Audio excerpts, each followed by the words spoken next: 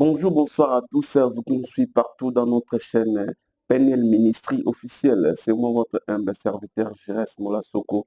Makongila, merci à tout le monde, vous a branché scotché, Nangonga Oyo, Kulanda, le temps de dire, Lelo, Nzambaza Mala, Nzambaza Bolingo, à permettre Ngana, tout la Mukanatonga, Lelo, ce n'est pas donné à tout le monde, c'est pour cela.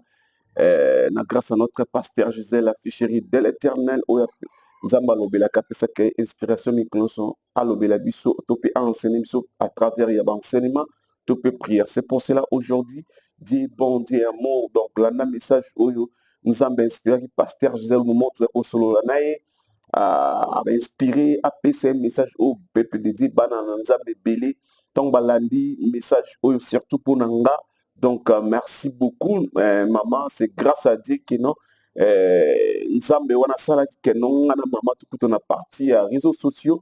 C'est pour cela bomoni Nzambe inspiré qui pasteur Jeto ka lobela qui ponanga. C'est pour cela chaque jour tous les mbakate tous ala wana atambula ebeta te tous ala wana pona ko passer message na parce que zali kabo ya Nzambe parce que tout le monde est belé babanda au moins pe basuki na nzela na biso lelo Nzambe wana ya pasteur Gisèle alobela ka enseigner pasteur o apesa force pe apesa kanga force chaque jour kola mukana tongo kolobela ka peuple de to pe koyaka na ba télévision na bino pona kolanda message o epesa maka awa ce n'est pas donné à tout le monde et ça grâce à Nzambe wana nde apesa pasteur Gisèle to yaka mikolo kolobela bio. C'est pour cela ce matin yozola nanga ko hésiter benga na ba numéro wana surtout numéro à Londres vous allez contact direct na pasteur Gisèle. Elle va prier pour toi, vous avez séance de prière naïe. Ndenge izalaka toujours, c'est pour cela Nzambe ya pasteur Gisèle Kosakate. Vous avez un problème au songolo pakala ou ici la kate surtout vous avez un problème ya mukanda ya musala, vous avez un problème à bota.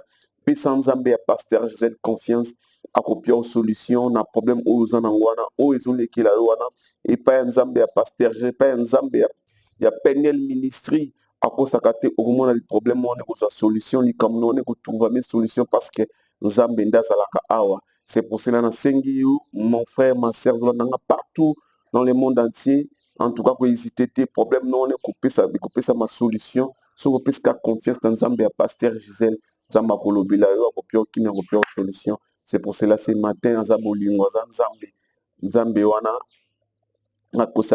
après nga tous enseignement et puis prière nous avons inspiré qui pasteur Gisèle lobela qui à travers message après sa message oyo yolanda on a bokebi nyoso nzamba ko kangola akopia solution. Merci à tout le monde dans tous os qui sa message au bolanda qui lobi lelo nzamba inspiré sur après ça pasteur Gisèle a indiqué que nous tous os qui sont parce que la message très capité un message très fort peuple de Dieu oyo bazaki na libungi bazaki na ignorance à partir ya enseignement oyo Nzambe apesaki solution apeki kimia na ba problème bato yango tozongisi message oyo ya lobi toza kolanda yango na kati ya chaîne na biso le PNL Ministry officiel. S'abonner partager s'abonner et puis commenter Nzamba kokangola kopia kimia kopia solution na problème oyo ozanango. C'est pour cela na sengi na yo place yo na monde entier calamité notre pasteur Gisèle à Kubanda live parce qu'elle au besoin des appels live oyo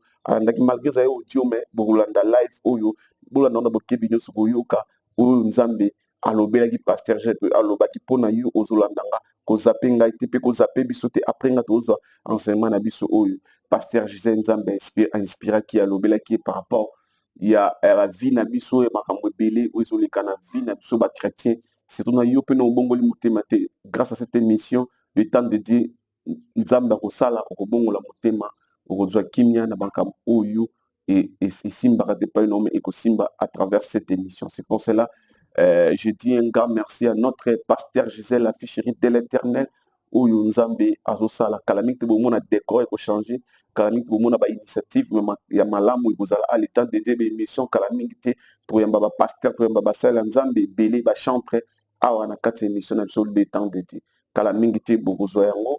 Mais maman Calamite azobanda ba live s'abonner voilà merci tout le lobby na même heure puis na même chaîne sur PNL Ministry officiel. Quant à moi je dis merci et bye bye au nom de Jésus-Christ kola pambola biso basali na Nzambe na PNL Ministry. Merci mingi kola batela biso. L'esprit de l'Éternel est sur moi, l'Éternel m'a oint.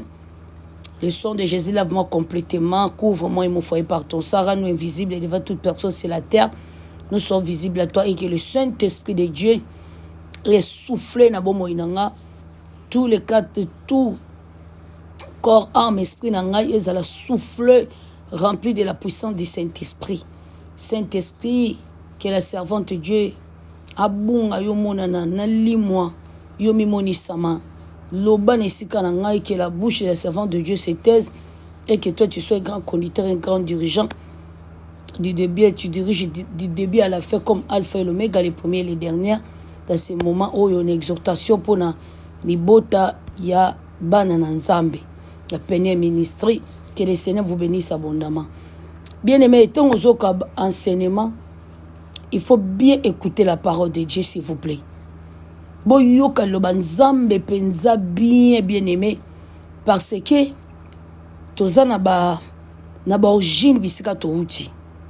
Na ba origine bisika to uti bien aimé, il y a plein de mal de choses où esalema na kati ya mabota va biso to botama. Alors ton zoka enseignement, il faut bien écouter des enseignements, parce que l'apôtre Paul, l'apôtre Jean dit sanctifiez-le par la parole. Bon sanctifier bango na maloba na nzambe. Bien aimé, la parole de Dieu c'est la vie. Loba nzambe ezali bon moi. Tango zo kango yoka enseignement bien, tango ka ba verset biblique o etia makawana na kati le temps de Dieu, bien aimé e kangola yo. Je connais mon Dieu. Nyebi nzambe nanga, parce que ce n'est pas moi qui parle, c'est mon Dieu qui parle. Bien aimé, na kati ba origine maman na yo akoza la maudit, ba maudissa ye uta bo mwana na ye. Maman nous aza maudit okoti na libumu o ezali maudit. Na kati libumu maudit, na kati libumu maudit wana yo obotami nango ozaki na kati libumu wana, c'est-à-dire que mbala moko oza connecté na kati malédiction. Alors tongo obotami na maman o yazala maudit. Vino opesa na kati malédiction. Yongo mona makambebele na vie osala mambebele simbarate. Na kati ba malédiction, na kati mabote, na kati malédiction, ozosi mambongo sa nango lo côté. Ozozo mbongo zosa nango lo côté, mobala zo sunga yo, batu bobi yana yo, bien lekino zo sunga yo, zo peso ba mbongo tindelo ba mbongo na kisasa, mais okoka ko sale lo côté bande ko no ba ko sale lo ko mokote yo moko na pote lo ko mokote, parce qu'il y a la malédiction. Na maboto to na ba olier. Ba plaça ba olier na mabota. Na mabota to na ba parole élevée. Na maboto to na ba parole de condamnation. Na maboto to na ba parole de poursuivre. Na maboto to na ba parole de contrôle. Yango bien aimé, tant yozo yoka liloba nzambe. Bien aimé, il faut bien écouter la parole de Dieu. Il faut yoka liloba nzambe bien aimé.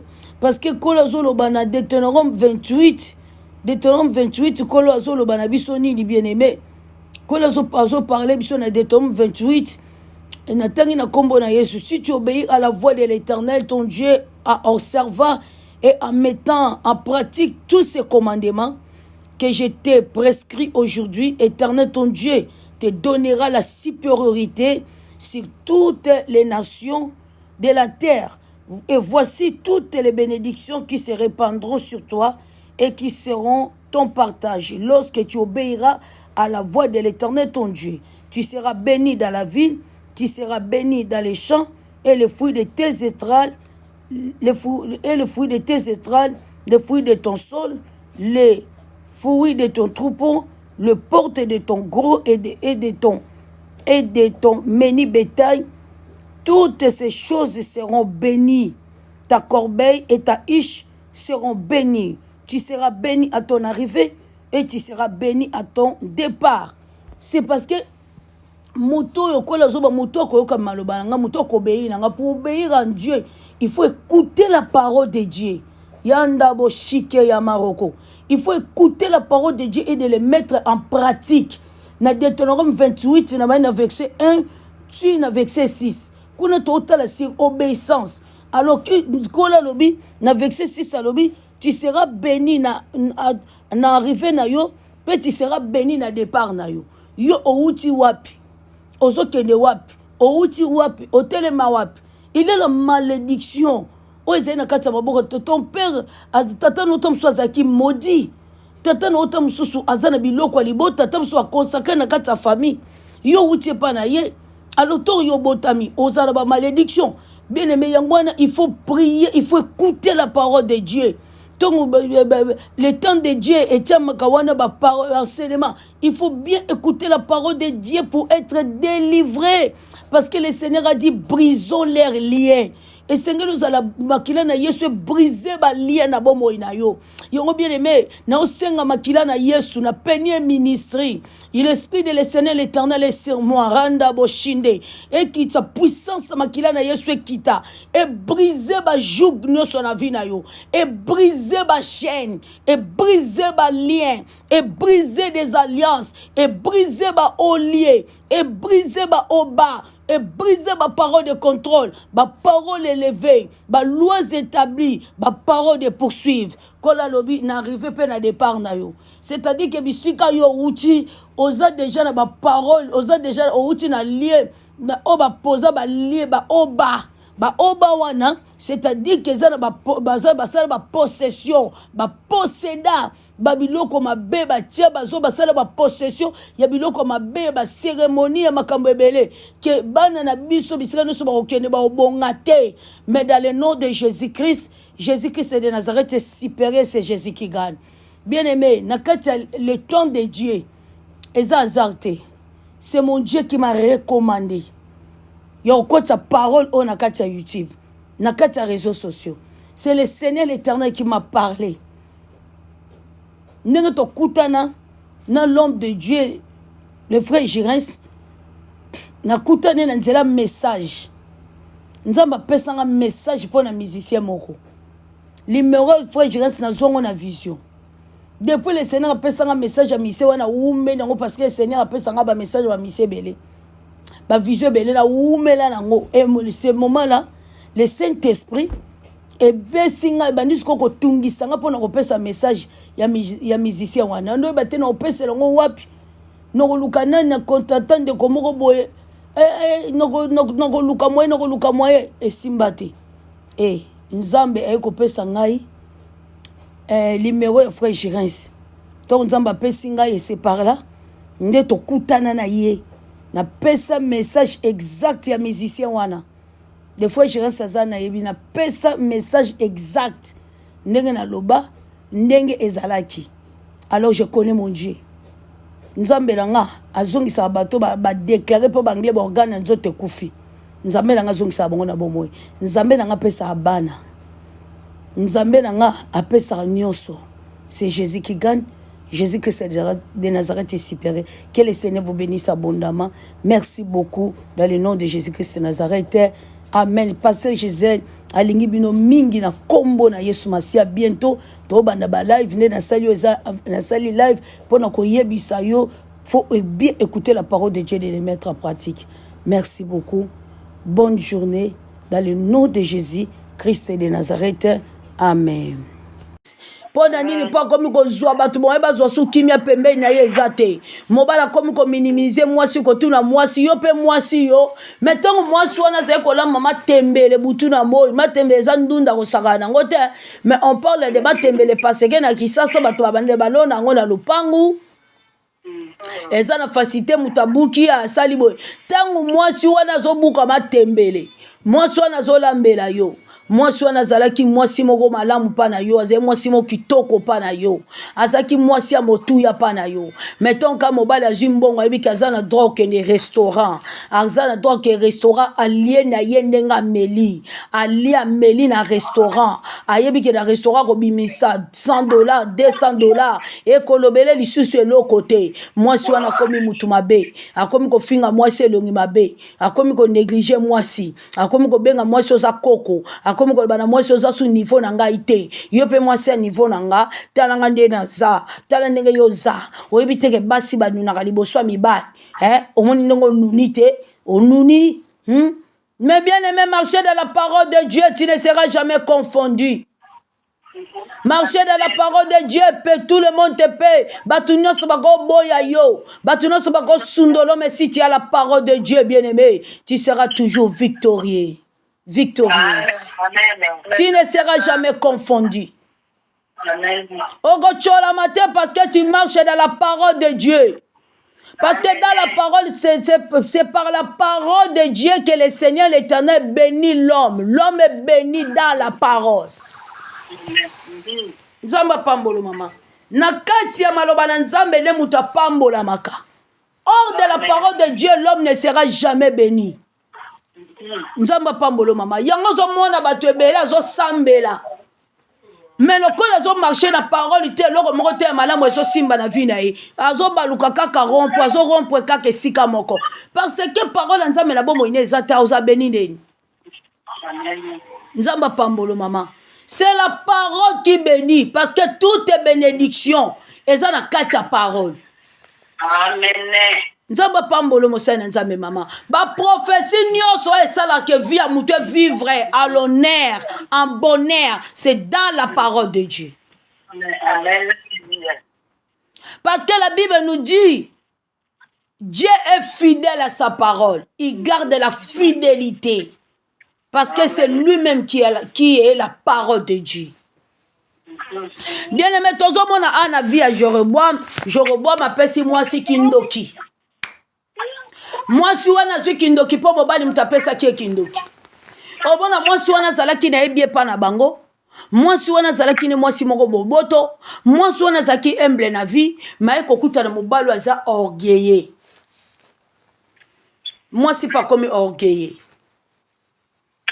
Mwasi zaki humble na vie. Mwasi ayebaki vantard te. Metango kuta na mutu aza na matière à vantard. Moi, c'est pas comme vantard na vie. Moi, ça c'est comme bouder batu, ta comme bouder batu. Moi, ça c'est comme respecter batu dans la vie, respecter sous batuté. Pour la nini, parce que moi, si wana comme na so azu kindoki, muta pese kindoki, mutu aza pembeni na ye. Mutu aza pembeni na ye, muta pese kindoki wana. Mobile wana. Azaye mobile moko bien, mobile moko bonne compréhension, mobile moko azala ki doux, mobile moko azaye ko sola bien na batu, azaye ko respecter batu. Mais tango bali kaka mwasi ya mabe, mobile wana changea. Nzamba pambolo mama, azaye ko salisa batu, azaye boboto. Lelo mobile wana boboto nyonso sila na vie, pona nini mwasi ya lobi okoki ko pesa ko salisa batu te. Au sali sarabatu na makamnini valeur nyonso avina ozo longwa likola ko sali saka batu tala batu nde bazo zoyo bazo mona eloko ezanga tina parce que bien aimé même na mokili yango okotala batu mokili tellement ce sont des personnes méchantes au mona ke na mokili batu ba préféraka batu bazala mabe. Amen.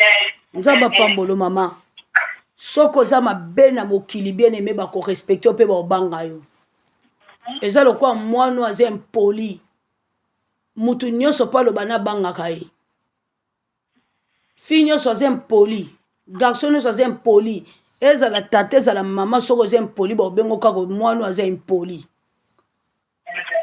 Nzamba pambolo mama parce